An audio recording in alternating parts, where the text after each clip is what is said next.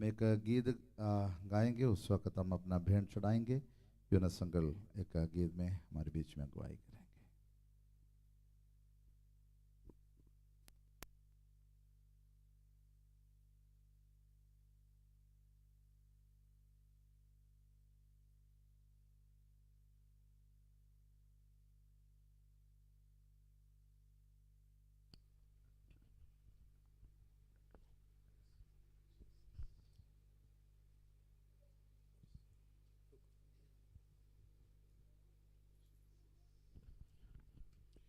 आए हुए सभी बहन भाइयों को जय मसीह की।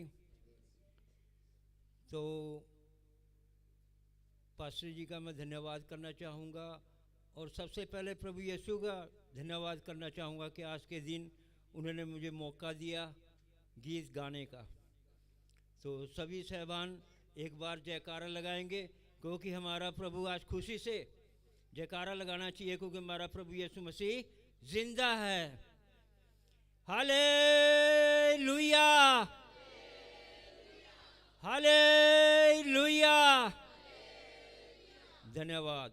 और हमारे जो चर्च का टाइम है वो 9:30 का कर दिया गया है, और प्रभु यीशु मसीह कह रहे हैं हमारे को, आज समझाएंगे इस गीत में कि हमें कैसे उठना है और कैसे यहाँ आना है। तो पंजाबी में गीत है, उठ रब दे द्वारे चल, जान दुख ते मुसीबतां टल। उठ रब दे द्वारे चल, जान दुख ते मुसीबतां टल। उठ रब दे द्वारे चल, जान दुख ते मुसीबतां टल। पाक खुदावंद कर देंदा ए, पाक खुदावंद कर देंदा ए सारियां मुश्किलां हल। उठ रब दे द्वारे चल, जान दुख ते मुसीबतां टल। उठ रब दे द्वारे चल, जान दुख ते मुसीबतां टल। पाक खुदावंद कर देंदा ए, पाक खुदावंद कर देंदा ए सारियां मुश्किलां हल। उठ रब दे द्वारे चल, जान दुख ते मुसीबतां टल। उठ बंदिया तू कर न कवेला, लंघ जावे ना सिफा दा वेला। उठ बंदिया तू कर न कवेला, लंघ जावे ना सिफा दा वेला। लंघ जावे ना सिफा दा वेला, वेला वेखिया नहीं अज कल, जान दुख ते मुसीबतां टल। वेला वेखिया नहीं अज कल, जान दुख ते मुसीबतां टल। पाक खुदावंद कर देंदा ए, पाक खुदावंद कर देंदा ए सारियां मुश्किलां हल। उठ रब दे द्वारे चल, जान दुख ते मुसीबतां टल। पापा विच तू उम्र लंघाई, मूर्खा तैनू समझ ना आई। पापा विच तू उम्र लंघाई, मूर्खा तैनू समझ ना आई। मूर्खा तैनू समझ ना आई। हुन हो जा तू यीशु दे वल, जान दुख ते मुसीबतां टल। हुन हो जा तू यीशु दे वल, जान दुख ते मुसीबतां टल। पाक खुदावंद कर देंदा ए, पाक खुदावंद कर देंदा ए सारियां मुश्किलां हल। उठ रब दे द्वारे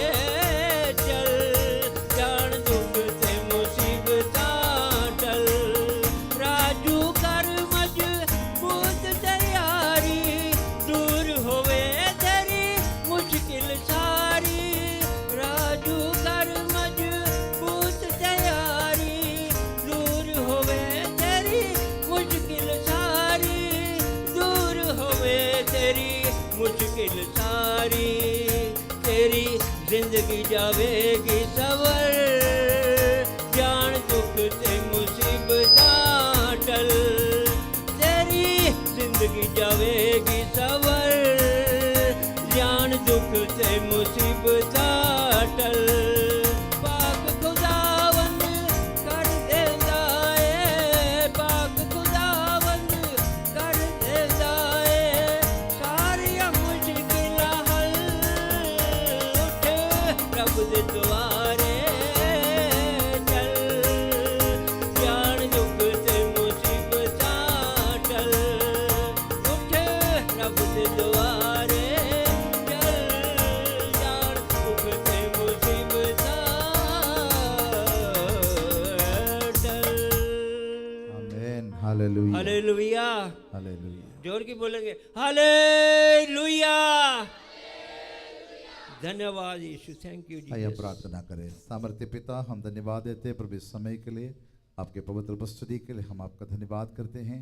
अच्छा आराधना का समय दिया, हम धन्यवाद देते हैं प्रभु। अच्छा गवाहियाँ सुनने के लिए आपने मदद किया, हम धन्यवाद देते हैं आपके हर एक आशीषों के लिए, जिन मार्गों से आपने हमें चलाया, हर एक मार्गों के लिए हम आपका धन्यवाद करते हैं प्रभु जी। यहाँ पर लिया हुआ इस भेंट के लिए भी आपका धन्यवाद हो, इस पर भी तेरी आशीष हम मांगते हैं। जितने लोग इसमें शामिल हुए 60 गुना 100 गुना प्रतिबल देकर आशीष दे, किसी के जीवन में कोई भली वस्तु की कमी घटी ना रहे प्रभु, और ये भेंट आपके नाम की और आपके राज्य की बढ़ोतरी के लिए इस्तेमाल होने में भी आप सहायता और मदद करना। हर एक आशीषों के लिए आपका धन्यवाद हो।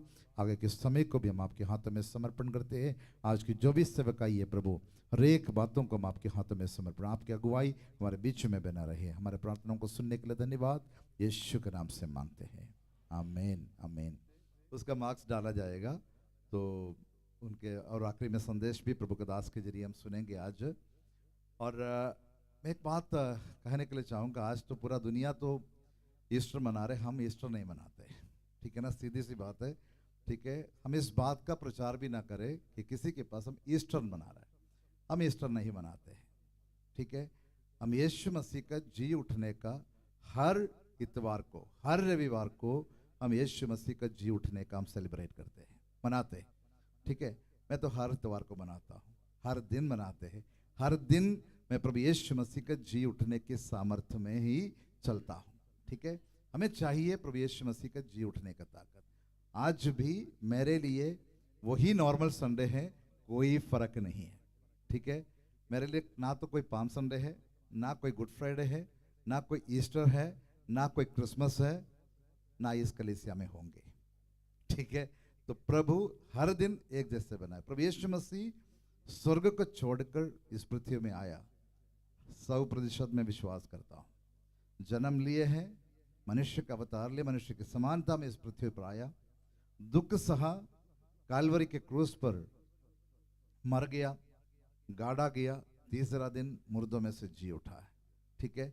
मैं पूरा विश्वास करता हूँ, लेकिन उस दिन को मनाना ये प्रभु का वचन में नहीं है, वचन के आधार पर नहीं है। ये तो सब हिस्ट्री में बाद में कभी टाइम मिले मैं आपको बताऊंगा जो इसका इतिहास है, ठीक है। हमें ज़रूरत नहीं है, ठीक है। और दिन भी कैलकुलेट करेगा तो सही गिनती भी नहीं आते हैं, ठीक है। जो आप 3 दिन में, ठीक है ना, जैसे यीशु मसीह ने कहा कि 3 दिन और रात मैं पृथ्वी के नीचे रहूंगा, जैसे योना मच्छी के पेट में रहा है, वो भी पूरा नहीं होता, ठीक है। तो इन बातों को, जो फालतू बातों को हम थोड़ा से ना, पौलुस की भाषा में कहे, ये निर्बल और आदि शिक्षाएं, और एक जगह पौलुस ने लिखा निकम्मे आदि शिक्षाएं, ठीक है। इन सबको छोड़कर प्रभु की आराधना सच्चाई और आत्मा में, प्रभु के जी उठने के जो अर्थ को अपने व्यक्तिगत जीवन में समझकर हम परमेश्वर की आराधना करें, उद्धार के बारे में समझे, यीशु मसीह का जी उठना हमारे जीवन में कितना महत्वपूर्ण है, इस बात को हम समझे, और उसके लिए हम प्रभु की आराधना करना है, ठीक है। मेरा प्रभु जी उठा, जिंदा है, वो हमेशा जिंदा ही रहेगा, फिर से आएगा कलीसिया को ले जाने के लिए। तो उस बात के लिए मैं प्रभु का धन्यवाद करता हूँ, मेरे कलीसिया के लिए प्रभु का धन्यवाद। कई कलीसिया में ऐसे होते हैं कि साल भर में अगर कलीसिया में ना आए 3 दिन तो जरूर जाता है, ठीक है ना। क्रिसमस, गुड फ्राइडे और ईस्टर में तो है ना, कलीसिया भरे रहते हैं। यहाँ तो हर संडे को, हर फ्राइडे को नॉर्मल रहता है, उसके लिए भी प्रभु का धन्यवाद। ठीक है ना, कोई खास दिन नहीं है, हर साल में हर दिन हमारे लिए एक जैसा है, उसके लिए मैं प्रभु का बहुत धन्यवाद करता हूँ। प्रभु आप सबको आशीषित करे। और आगे समय है प्रभु का दास को देने के लिए चाहूँगा कि वचन से मैं सुनाए, उसके बाद हम बच्चों के कंपटीशन में हम जाएं। आमीन।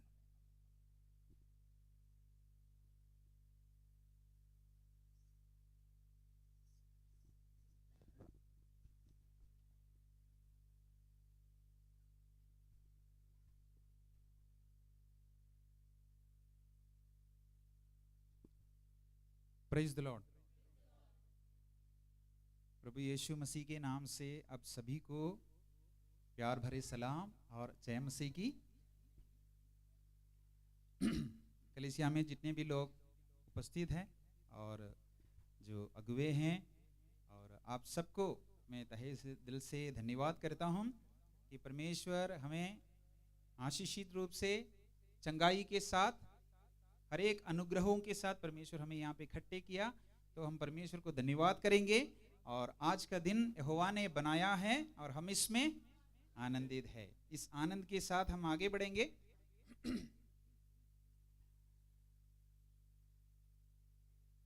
बहुत संक्षिप्त रूप में एक छोटा सा संदेश आज आपके सामने रखने के लिए मैं चाहता हूं।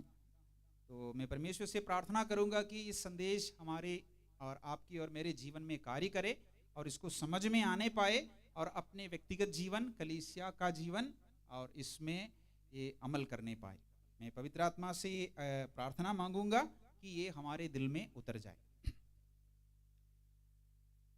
यीशु मसीह पैदा हुआ, यीशु मसीह जीवन जिया, यीशु मसीह मरा और यीशु मसीह मुर्दों में से जी उठा। और इसमें कौन सी हिस्सा या कौन सी भाग ज्यादा महत्वपूर्ण है तो मुझे नहीं पता, क्योंकि सारे हिस्सा महत्वपूर्ण है। जन्म, जीवन, मृत्यु और पुनरुत्थान, ये सब बात बहुत बहुत महत्वपूर्ण है। लेकिन कई जगह पर पौलुस भी कहता है कि अगर यीशु मसीह पुनरुत्थान नहीं किया होता तो हमारा भी पुनरुत्थान के बारे में कोई भरोसा नहीं होता। तो पुनरुत्थान एक अहम मुद्दा है, इसको कोई कमजोर देख नहीं सकता। बाकी अन्य जितने भी धर्म हैं, जितने भी मजहब है, जितने भी जो भी है, उन सब चीजों से क्रिश्चियनिटी को, क्राइस्ट को, मसीहत को अनोखा करने वाले, अलग करने वाले एक मुख्य बिंदु है पुनरुत्थान। पुनरुत्थान के तुलना या पुनरुत्थान, यीशु मसीह का पुनरुत्थान को किसी और के पुनरुत्थान के या मतलब किसी के साथ हम तुलना नहीं कर सकता। बाकी सारे मौत के वहां पर आके टिक जाता है, लेकिन यीशु मसीह मौत के आगे जाकर मौत के ऊपर भी ललकारा और पुनरुत्थान किया, आज भी जीवित है। हालेलुया। पुनरुत्थान किया हुआ यीशु मसीह का असर यानी उसका जो इफेक्ट 3 क्षेत्र में, वो है आज मैं मेरे जो संदेश के ऊपर जो टाइटल रखना चाहते हैं, पुनरुत्थान किया हुआ रिजरेक्टेड क्राइस्ट का इफेक्ट 3 क्षेत्र में। यीशु मसीह का पुनरुत्थान नंबर 1 पे असर करता है एक व्यक्ति का उद्धार में। एक व्यक्ति का उद्धार में अक्सर हम लोग ऐसे सुसमाचार सुनाते हैं या हम बोल बोल के ऐसे हो जाते हैं, यीशु मसीह आपके पापों के लिए क्रूस पर मरा है, ये विश्वास करो तो उद्धार पाएगा। हाँ, ये सच है, इसमें कोई गलत नहीं है। लेकिन थोड़ा सा और डिटेल में या थोड़ा गहराई से उसको देखोगे, एक व्यक्ति का उद्धार पाने के क्षेत्र में पुनरुत्थान किया हुआ यीशु मसीह का असर किस प्रकार से है। रोमियो का पत्री उसका 10 अध्याय 9 आयत, आप में से कोई भी एक जन पढ़ना। रोमियो के पत्री 10 अध्याय उसका 9 आयत। कि यदि तू अपने मुंह से यीशु को प्रभु जानकर अंगीकार करे और अपने मन से विश्वास करे कि परमेश्वर ने उसे मरे हुओं में से जिलाया, बस, कि यदि तू अपने मुंह से अंगीकार करे कि यीशु प्रभु है और परमेश्वर ने उसे मरे हुओं में से जिलाया है। देखो पुनरुत्थान कहां पे इफेक्ट करता है? पुनरुत्थान एक व्यक्ति के, यीशु मसीह का पुनरुत्थान, एक व्यक्ति अपने मुंह से विश्वास, अपने दिल में विश्वास करते कि मैं प्रभु यीशु मसीह परमेश्वर है, यीशु प्रभु है, ही इज माई लॉर्ड, और उसके साथ साथ ही is resurrected from dead, he is risen from dead, वो मरे हुओं में से तीसरे दिन जी उठा है, यानी परमेश्वर उन्हें जिलाया है, ये तुम विश्वास करते हो तो तुम उद्धार पाएगा। ऐसे लिखा है ना, निश्चय उद्धार पाएगा, निश्चय उद्धार पाएगा। जब हम किसी के सामने यीशु मसीह को पेश करता है, सामने रखता है, तो यीशु मसीह पैदा हुआ, ठीक है, वो भी वो मान जाएगा, क्योंकि मतलब कोई भी पैदा होता है। यीशु मसीह ने एक अच्छा जीवन जिया, ठीक है, उनके पाप रहित जीवन, वो भी शायद वो मान सकता है, जीवन के बारे में भी मान जाएगा। लेकिन लास्ट में जाकर हम ये जब कहेंगे यीशु मसीह मरे हुओं में से जी उठा, हाँ, जो मुर्दा नहीं है, 2000 साल पहले ये कहानी, यानी ये घटना जो हुआ है, ये जब कहेंगे, एक नया व्यक्ति इस पे थोड़ा सा अटक जाता है, ऐसा तो कुछ हो नहीं सकता, ये सब तो बकवास है, ऐसे बोलते हैं, मरे हुए में से कोई जी नहीं उठ सकता। लेकिन ये विश्वास जब एक व्यक्ति के अंदर होता है, तब जाके एक व्यक्ति का उद्धार होता है।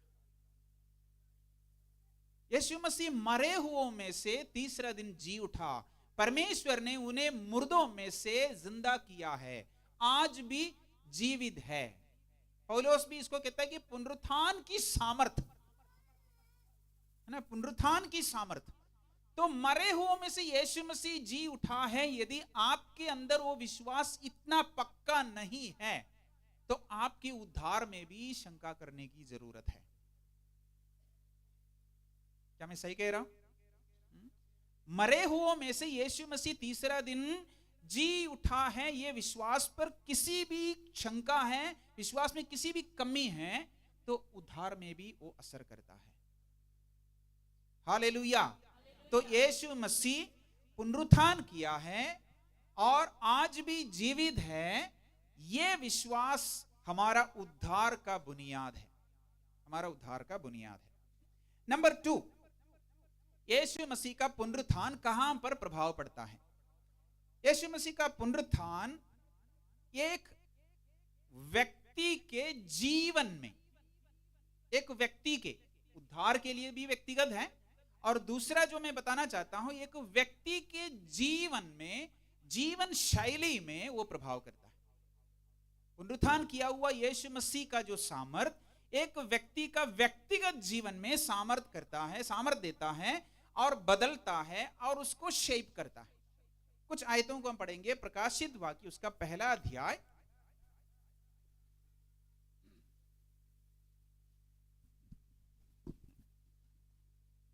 दो तीन आयतों को पढ़ना होगा। सबसे पहले पढ़ेंगे 5वां आयत,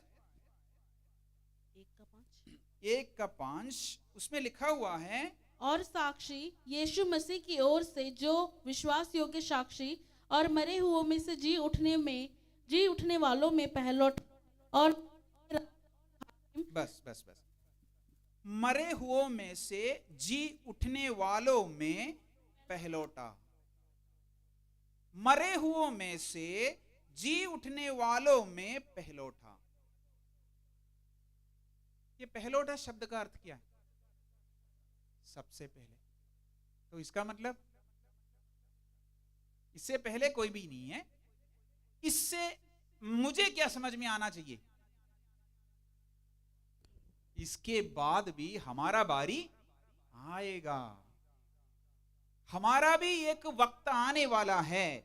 मेरा जीवन को बदलने का विश्वास है। यीशु मसीह पहले नंबर पर जी उठा है, हमारा भी एक वक्त आने वाला है। क्या हम भी जी उठेंगे क्या? पहलौठा का मतलब क्या है? यीशु नंबर 1, तो इसका मतलब हमारा बारी आएगी। मरे हुओं में से हम भी जी उठने वाला है। और देखो उसको आप ऐसे सोचो कि मतलब मरने से कुछ भी नहीं होता है, तो आपके जीवन और मेरे जीवन कैसे शेप होगा? अभी तो हमारे मन में ये रहता है कि चलो यार कहता तो है मरने के बाद जी उठेगा, तो लेकिन कौन देखा? किसी को देखा आपने मतलब मरे हुए में से जी उठे? आप अपनी आंखों से देखा है क्या? नहीं देखा ना। तो हमारे मन में भी विश्वास का थोड़ा वो समझ में नहीं आता कि मतलब मरे हुए में से कैसे जी उठेगा यार। हाँ, यीशु मसीह जी उठा, मैं विश्वास करता हूं, लेकिन मैं भी मरूंगा तो मैं जी उठूंगा। कैसे विश्वास करते हैं? कैसे विश्वास कर पाएंगे? थोड़ा मुश्किल है ना। लेकिन परमेश्वर का वचन साफ साफ कहता है यीशु मसीह फर्स्ट है, पहलोटा है मरे हुओं में से जी उठने के लिए, तो हमारा भी बारी आएगा, हमारा बारी आएगा। और हमारा बारी जब आएगा, कैसे हमारे जीवन उसमें से प्रभावित होगा?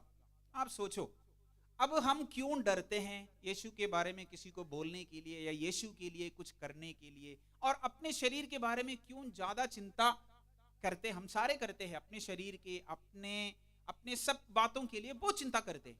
कारण है कि मर जाएगा, लास्ट में जाके तो यही है, मर जाएगा। न मरने के लिए हम सब कुछ करते हैं, न मरने के लिए, सब सुखी रहने के लिए हम सब कुछ करते हैं। लेकिन ऐसा 100% एक भरोसा आपके जीवन में यदि आए तो कि मरने से कुछ नहीं होगा, दे रहे उठ जाएगा दोबारा, तो हमारा जीवन क्या बदलेगा? नहीं। बहुत सारे लोग क्रिश्चियनिटी के ऊपर ये दोष लगाते हैं कि ये बहुत ऐसे झूठे, क्या कहते हैं, मतलब वादाए, यानी झूठे मतलब दावा करते हैं, ऐसा है ऐसा है ऐसा है करके। लेकिन प्रियो, आपको जानना चाहिए, ये अगर ये झूठ है, यीशु मसीह का पुनरुत्थान और यीशु मसीह पर विश्वास करने वालों का मरे हुए में से उठना अगर झूठ है, तो ये झूठ के लिए पहले सदी में, दूसरे सदी में, तीसरे सदी में हजारों लाखों लोग अपना जान कुर्बान किया। यीशु मसीह का प्रेरितों में से एक भी ढंग से नहीं मरा, एक भी ढंग से नहीं मरा, अच्छा मौत किसी को नहीं मिला, और वे लोग चाहते भी नहीं थे, क्योंकि उनका इतना विश्वास था कि मरे हुओं का पुनरुत्थान होगा पक्का। आज हमारे पत्रोस इतना तक कहा कि तुमने मेरे स्वामी को तो सीधा लटकाया, मैं इसके लिए भी योग्य नहीं हूं, तो मुझे उल्टा लटका दो। यूहन्ना को उबले हुए तेल के अंदर डाल दिया, मरा नहीं। और जितने चेले देखना, एक भी चेले इसके लिए वो तरसा नहीं कि एक ढंग का सही मृत्यु पा जाए। आज नॉर्मली लोगों में एक ये रहता है कि मतलब कम से कम एक इज्जत वाला मृत्यु तो मिलना चाहिए।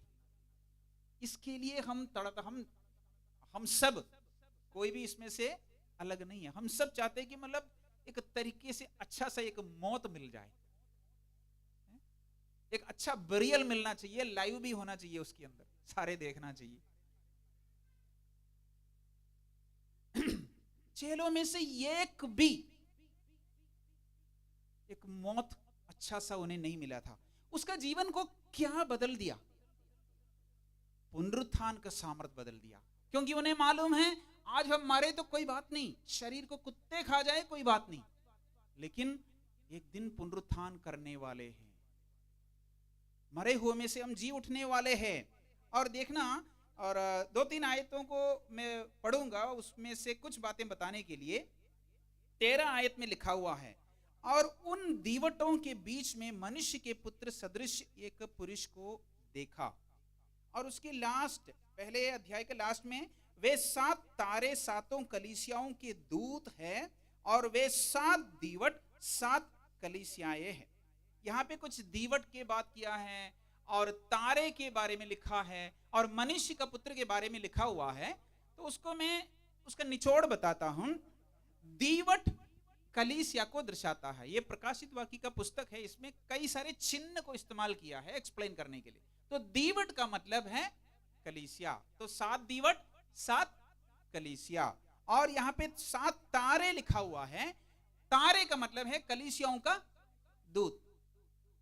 तो ये एंजल करके इंग्लिश में लिखा हुआ है, लेकिन कई लोग कहते हैं वो कोई एंजल नहीं होगा, शायद एक एक कलीसिया का एक नेता अगुवा हो सकता है, यानी कोई संदेशवाहक, कोई प्रचारक, या हो सकता है जो भी है वो एक एक व्यक्ति को एक एक तारे के रूप में बताया गया है।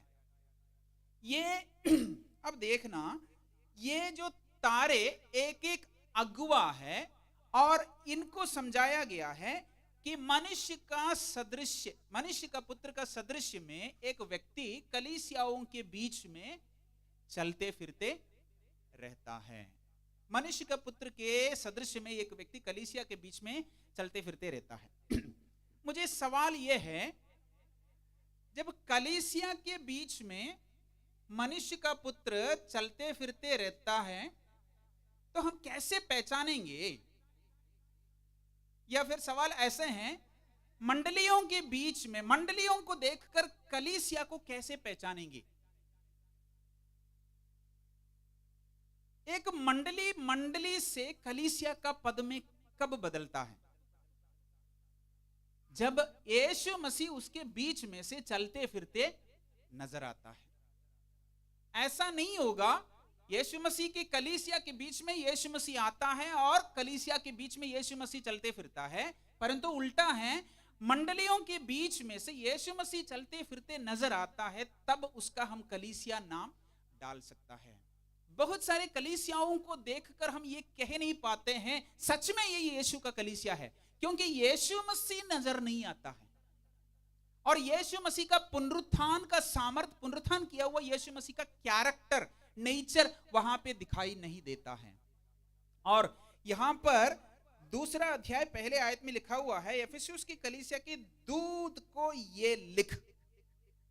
7 कलीसिया के लिए संदेश है और लिखता है दूत के लिए, जो मेन नेता है उसके लिए लिखता है। उनमें से कुछ कलीसियाओं को तारीफ दे रहे हैं और कुछ कलीसियाओं के लिए ताड़ना भी दे रहे हैं।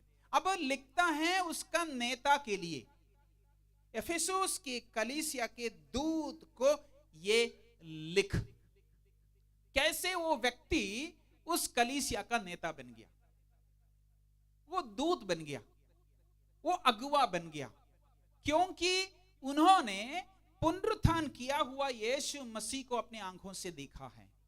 पुनरुत्थान किया हुआ यीशु मसीह का सामर्थ अपने जीवन में उसने अनुभव किया है, इसलिए अपने व्यक्तिगत जीवन पूर्ण रूप से यीशु मसीह की सेवा के लिए समर्पण किया है और वो एक फुल टाइम सेवक के रूप में हम उनको समझ सकता है। एक व्यक्ति का जीवन कैसे प्रभावित होता है यीशु मसीह का पुनरुत्थान का विश्वास करने पर। आज मैं आपके सामने भी एक चुनौती देता हूं, हम मरे हुओं में से जी उठेंगे। यीशु मसीह बादलों पर आने वाला है, विश्वास करते हो? यीशु मसीह बादलों पर आएगा तो जितने भी लोग जीवित रहेंगे मसीह में, वे सारे रूपांतरण करेंगे और जितने भी लोग मसीह में मरे हुए हैं वे सारे जी उठेंगे और वे सारे बादलों पर उठा लिया जाएगा। और बादलों पर यीशु मसीह के साथ हम रहकर वहां पे कुछ टाइम बिताएंगे। 7 साल होगा या मध्याकाश में हम जो समय बिताएगा वहां पर हम क्या करने वाले हैं मालूम है? प्रतिफल पाने का समय है। वहां पर न्याय का समय नहीं होगा, क्योंकि आप सब उठा लिया गया, कलीसिया उठा लिया गया, परंतु एक एक व्यक्ति के लिए प्रतिफल पाने का समय होगा। वहां पर यह बताया जाएगा कितने ट्रैक्ट बांटा, चलो तेरे को इतने पैसा, यानी इतने मकान, यानी तूने कितने आत्मा को जीत लिया, इतना इनाम। आप पौलुस, पत्रोस, याकूब, इन लोगों के साथ मुकाबला कर पाएंगे? चलो उनसे मुकाबला नहीं करना, हमारे जमाने पर रहने वाले अच्छे अच्छे प्रभु के दास लोग जो आत्माओं को जीतने वाले हैं, उनके साथ कितना मुकाबला कर पाएंगे? वहां पर अगर छूछे हाथ रहना है तो उससे भी शर्मिंदगी कुछ और होना नहीं है। वहां पर किसी और बात के लिए कोई प्रतिफल नहीं मिलने वाला है। आपने दुनिया में कुछ भी कमा लो, कितने भी प्रोफेशनल आप क्यों ना बनो, आपने दुनिया में कुछ भी लंबा आयु मिले, 100 साल तक आप जी भी रहे, उसके लिए भी कोई अलग सा इनाम नहीं है। वहां पर आत्मा जीतने के लिए इनाम है, वहां पे प्रभु की सेवा के लिए इनाम है, प्रभु के नाम के लिए कितना निंदा आपने सहा है उसके लिए इनाम है। एक एक व्यक्ति से मैं बता रहा हूं, एक एक व्यक्ति, मेरे लिए सिर्फ वही इनाम मिलेगा। मैं आईसीपीएफ में कितने साल काम किया इसके ऊपर मुझे 1 रुपया नहीं मिलने वाला। मैं कितने मीटिंग कंडक्ट किया इस पे ये इनाम मुझे नहीं मिलने वाला। कितने आत्माओं को मैंने जीत लिया, कितने लोगों को मैंने सुसमाचार सुनाया, कितने बार यीशु मसीह के लिए निंदा सहा। पंजाब के प्रेरित साधु सुंदर सिंह के बराबरी में आपके और मेरे जगह कहां पे होंगे। और जितने भी स्वर्गदूत, जितने भी दूतों को, कलीसिया के नेताओं को यहां पे लिख रहे हैं, तो वे सारे अगुवे बनने के कारण वे सारे पुनरुत्थान किया हुआ यीशु मसीह को देखा है। आज हमारे बीच में बाइबल कॉलेज कुछ स्टूडेंट्स भी हमारे बीच में हैं, तो मैं बहुत धन्यवाद करता हूं, आपने जीवन प्रभु की सेवा के लिए समर्पण किया है। प्रियो कलीसिया के लोगों, आपसे मैं ये संदेश देना चाहता हूं, परमेश्वर से विश्वासी होने के नाते, अविश्वासियों से नहीं है ये संदेश, विश्वासी होने के नाते प्रतिबल पाने का एकमात्र कार्य है प्रभु की सेवा करना। अगर फुल टाइम करे और बढ़िया, हाफ टाइम करे, क्वार्टर करे, जो भी आपके ऊपर है, लेकिन प्रतिबल पाने के लिए एकमात्र काम है यीशु मसीह का सेवा करना। और तीसरा, नंबर 1, उद्धार के लिए यीशु मसीह का पुनरुत्थान कैसे प्रभाव करता है। नंबर 2, एक व्यक्ति का जीवन शैली कैसे बदल जाता है पुनरुत्थान किया हुआ यीशु मसीह को स्वीकार करने से, उन्हें देखने के द्वारा। और नंबर 3, सामूहिक जीवन।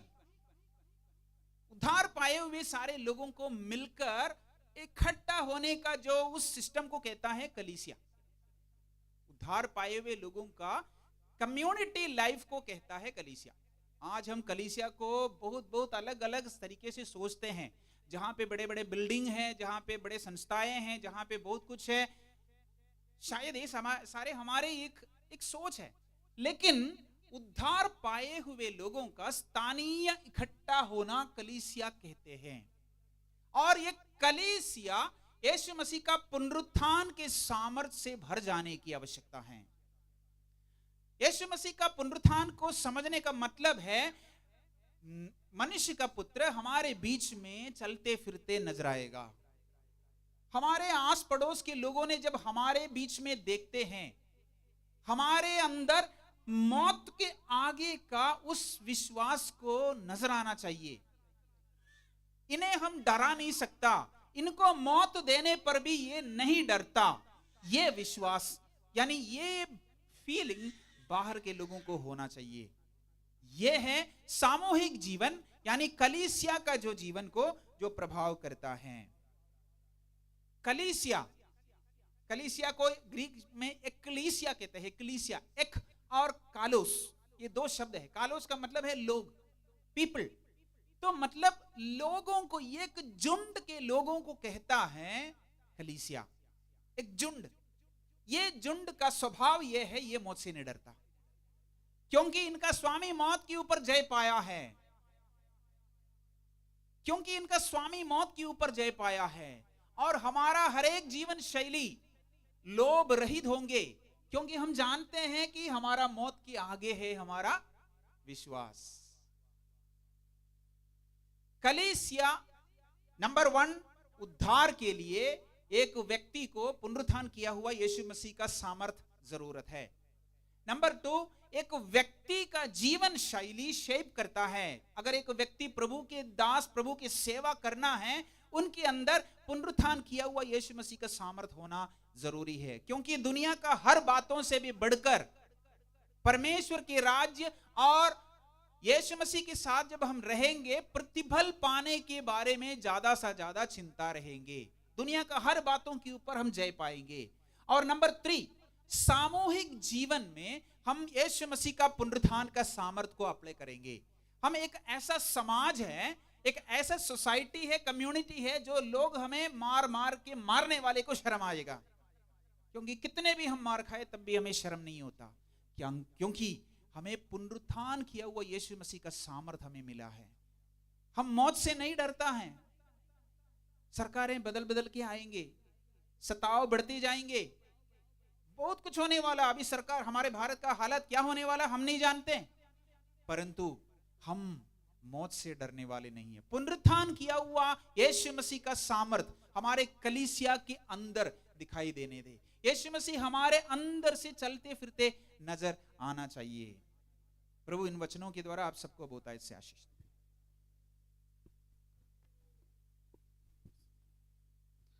हम मिलकर परमेश्वर का धन्यवाद करें जो संदेश हमारे बीच में पहुंचे है, उस वचन के लिए परमेश्वर का धन्यवाद करें। यीशु मसीह का पुनरुत्थान हमारे जिंदगी का किन क्षेत्रों में प्रभावित होते हैं उसके बारे में प्रभु के दास के जरिए बहुत सरल शब्दों में हमें समझाया गया। उस वचन के लिए हम परमेश्वर का धन्यवाद करें। हालेलुया। मिलकर थोड़ी देर हम प्रभु का धन्यवाद करें, अपने हाथों को उठाकर इस वचन के लिए परमेश्वर का धन्यवाद करें। Hallelujah, hallelujah, hallelujah, hallelujah. Praise the Lord. धन्यवाद करते प्रभु, धन्यवाद, धन्यवाद, धन्यवाद यीशु। Hallelujah, hallelujah, hallelujah, hallelujah. मैं विनती करता हूं कि नोजी ब्रदर प्रार्थना में हमारे बीच में अगुवाई करें।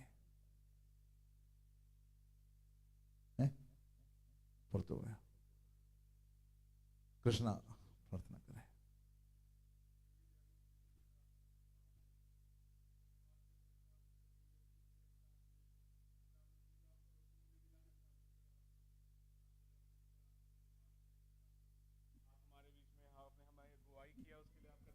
करते हैं पिता परमेश्वर। हमारे मन में आपका भय होने के लिए पिता परमेश्वर आप सहायता मदद कर दीजिए पिता परमेश्वर। पिता परमेश्वर आगे की सभी बातों को आपके हाथों में सौंपते हैं पिता परमेश्वर। जो कंपटीशन होना है पिता परमेश्वर उसमें आप अगुवाई कर दीजिए पिता परमेश्वर। पिता परमेश्वर जब हम सब लोग यहाँ से जाते हैं पिता परमेश्वर, आपका सामर्थ हमारे बीच में होना पाए पिता परमेश्वर। आपके अगुवाई के लिए, आपके आगमन के लिए पिता परमेश्वर हम आप प्रार्थना मांगते हैं पिता परमेश्वर। सभी लोगों को पिता परमेश्वर आपके हाथों में सौंपते हैं पिता परमेश्वर। अभी तक आपने चलाया हर ज़रूरतों को आपने पूरा किया, उसके लिए आपका धन्यवाद करते हैं। इस प्रार्थना को आपके हाथों में रखते हैं, यीशु मसीह के नाम मांगते हैं। सुनो ग्रहण पिता, आमीन। अब पिता परमेश्वर का प्रेम, पुत्र यीशु मसीह का फसल, पवित्र आत्मा की संगति और सहभागिता हम सबों के साथ अब से लेकर प्रभु यीशु मसीह के दूसरे आगमन तक हमेशा हमेशा होती रहे। मिलकर परमेश्वर का धन्यवाद करें। Hallelujah, hallelujah, hallelujah. प्रभु